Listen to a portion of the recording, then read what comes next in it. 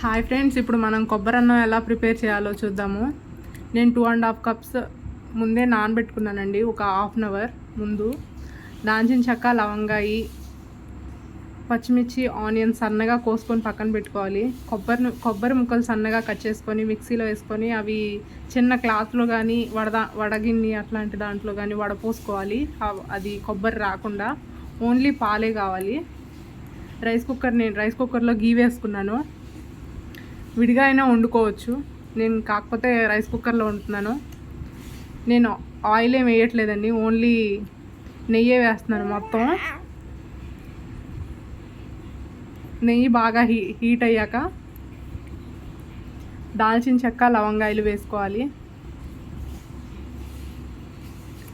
అవి కొంచెం సేపు ఆయిల్లో వేగాక మనం ఇందాక సన్నగా కట్ చేసుకున్న ఆనియన్స్, పచ్చిమిర్చి అవి కూడా వేసుకోవాలి.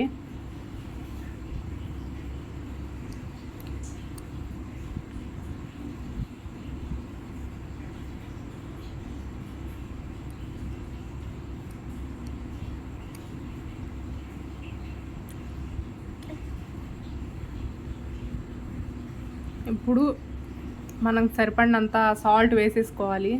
ఆనియన్స్ త్వరగా కూడా మగ్గుతాయి. కలర్ మొత్తం చేంజ్ అయిపోవాలి. ఆనియన్స్ బాగా రెడ్గా రావాలండి. ఆనియన్సే దీంట్లో మంచి ఫ్లేవర్ వస్తుంది. అల్లం వెల్లుల్లి పేస్ట్ అదేం వేసుకోరు అసలు కొబ్బరి అన్నంలో, కోకోనట్ రైస్లో. ఓన్లీ కొబ్బరి ఫ్లేవరు, ఆనియన్ ఫ్లేవర్ రెండే తెలుస్తాయి. నేను ఆ కప్తో 2.5 కప్స్ తీసుకున్నాను. 2.5 కాబట్టి 5 కప్స్ పోస్తున్నాను పాలు.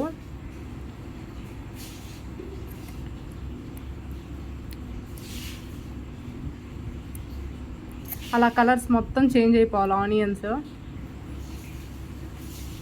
5 కప్స్ 2.5 కప్ రైస్ కాబట్టి 5 కప్స్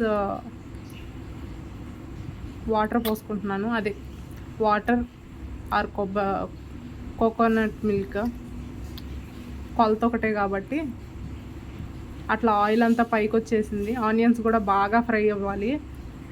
ఓన్లీ కొబ్బరి ఫ్లేవరే తెలియాలి రైస్కి. మసాలాలు అల్లం వెల్లుల్లి పేస్టు ఇవేం వేసుకోరండి. అట్లా మరుగుతూ ఉండాలి. ఒక పొంగు అట్లా వచ్చాక దాంట్లో ఇందాడ మనం నానబెట్టుకున్న రైస్ మొత్తం వేసేసుకోవాలి.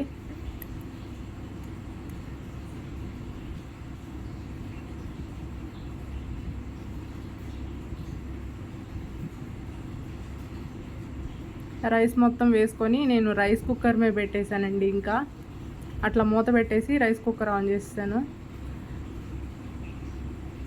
ఒక్కసారి మూత తీసి మొత్తం ఒక్కసారి కలుపుకోవాలి. కలుపుకొని మూత పెట్టేసి లాస్ట్లో చూస్తాము. ఎవరైనా ఛానల్ కొత్తగా చూసేవాళ్ళు ఉంటే ప్లీజ్ లైక్ చేయండి, షేర్ చేయండి, కమెంట్ చేయండి ఎలా ఉందనేది. ఒకసారి లాస్ట్లో చూద్దామండి. ఉడికేసింది.